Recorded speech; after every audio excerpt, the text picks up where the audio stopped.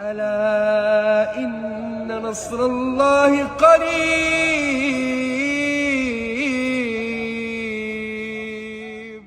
So my brothers and sisters, tonight, we want to try our best to keep things simple. Simple, but wallahi, very deep and very, very important. And tonight, it's very important that you don't worry about who's not here. Don't worry about who you think needs to hear this particular message. Tonight, trust me, Allah subhanahu wa ta'ala selected whom He wanted. He gathered them here tonight, inshallah, so that we, you and I, can both benefit.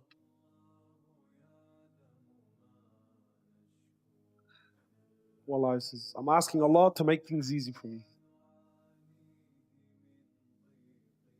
So my brothers and sisters, let's start from the beginning. Wallahi, tonight's lesson, if you take 50%, just 50%, if you take 50% of tonight's lesson, bi'idhnillahi ta'ala, wallahi, it will last you a lifetime. And I believe personally that it's the core and the foundation of your deen. So let's start at the beginning. What is Islam? And if you're thinking, brother, look, I'm already Muslim, I don't need to hear this. You actually need to hear this more than the non-Muslim.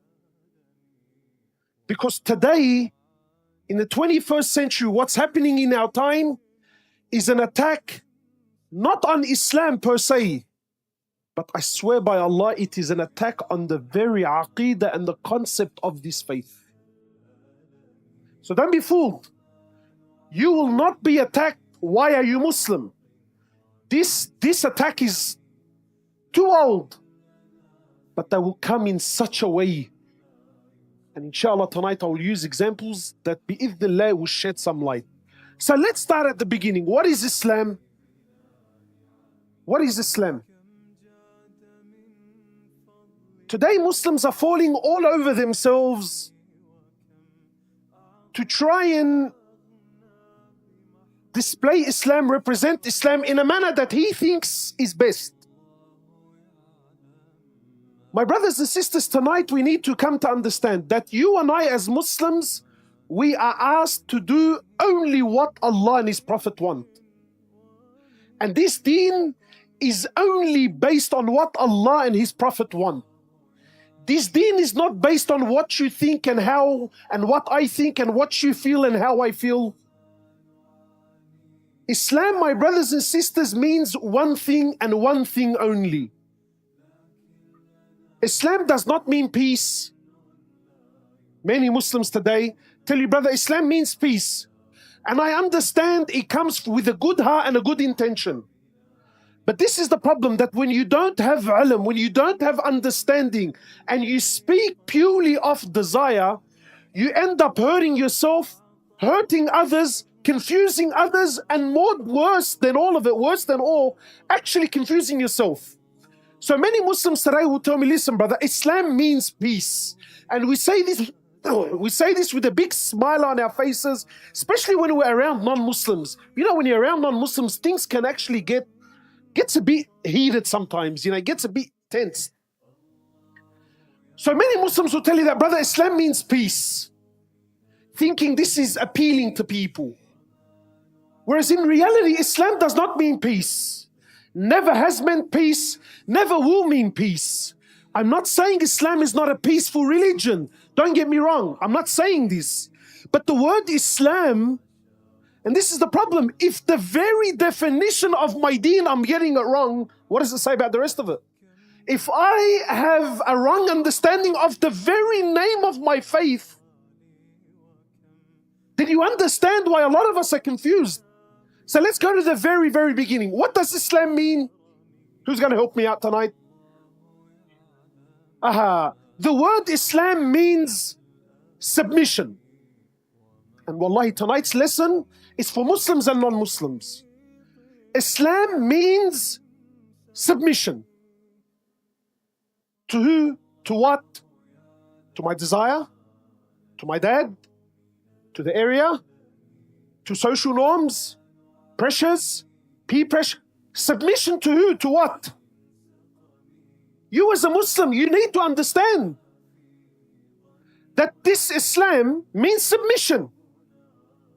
To what? To who? To Allah. So Islam means submission. To who? To what? To Allah and His Prophet and my dad and my mom and the area and the boys. To who? To Allah and His Prophet only. Period. Islam is submission. How much submission? 10%? 50%? 80%? When I like it? When it suits me? When it feels right? When it's acceptable in my community? When? And how much? Allah says, all. Completely. Islam is submission. Full submission. Complete submission. To who? To what? To Allah and His Prophet only. Does Allah need me? No. Does Allah need my salah? No. Does Allah need my conviction in my faith?